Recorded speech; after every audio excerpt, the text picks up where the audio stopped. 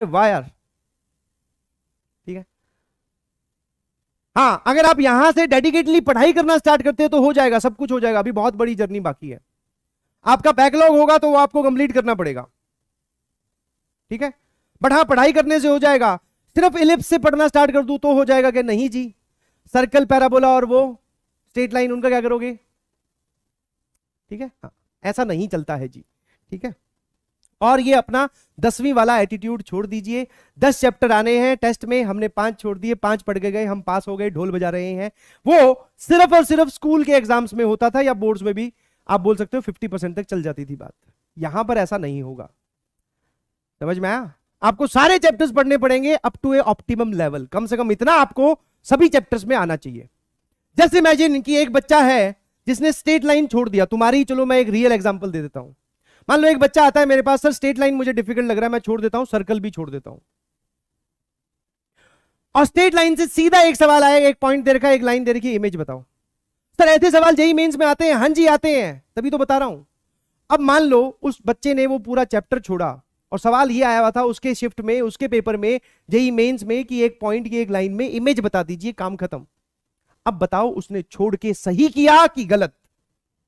Sir image का formula तो सभी जानते हैं, इतना तो पढ़ ही लेना चाहिए था। तो जवाब आपके सामने है। बहुत सारे लोग आगे चल के, अभी कॉम्प्लेक्स नंबर का पार्ट 2 आएगा, जब तुम लोग बोलोगे सर कॉम्प्लेक्स नंबर छोड़ देते हैं, जबकि कॉम्प्लेक्स नंबर से जेईई मेंस में कुछ शिफ्ट में तो सवाल आया ही नहीं है, और कुछ में आया तो सिर्फ क्यूब रूट ऑफ यूनिटी पे एक हल्का सा सवाल। अब जो इंसान वो छोड़ के गया हुआ है उसको कितना धोखा हुआ होगा।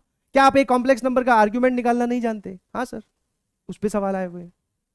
तो you should read and study every chapter of IIT JEE syllabus, physics, chemistry, math up to a optimum level। इतना हम संभाल लेंगे सर। इसके आगे की कुछ बातें हैं जो इंपॉर्टेंट है, या फिर कुछ बातें हैं जो हमें परेशान कर रही हैं। पूरे चैप्टर में कोई सा भी उठा लो, ऐसी कोई ना कोई 1, 2, 5 बातें निकल के आएंगी जो डिफिकल्ट हैं। तो इसका मतलब ये थोड़ी पूरा चैप्टर छोड़ दो, जितना समझ में आया उतना तो पढ़ो। और सिंस तुम क्लास 11th के स्टूडेंट हो, तो तुम्हारे पास तो ये छोड़ दो नाम का शब्द होना ही नहीं चाहिए, तो सारा पढ़ेंगे। और जो चीज डिफिकल्ट है उसकी वीडियो 5 बार देखेंगे, उस पर और सवाल लगाएंगे, उस पर और जान लगाएंगे, उसको भी एक ऑप्टिमम लेवल तक तैयार करके जाएंगे। ये तुम्हारा एटीट्यूड होना चाहिए। ये जो तुम लैंग्वेज यूज करते हो कि इसको पढ़ेंगे नहीं पढ़े, यहां से शुरुआत करें, ये ड्रॉपर्स की लैंग्वेज है बेटा। जो 2 साल पूरे थक हार के तैयारी कर लेते हैं, फिर वो उस टाइम पे पूछते हैं कि अब सर हमें वो बता दो कि कौन कौन सा पढ़ने से हमारे जेईई मेंस में थोड़े बहुत मार्क्स आ जाएंगे।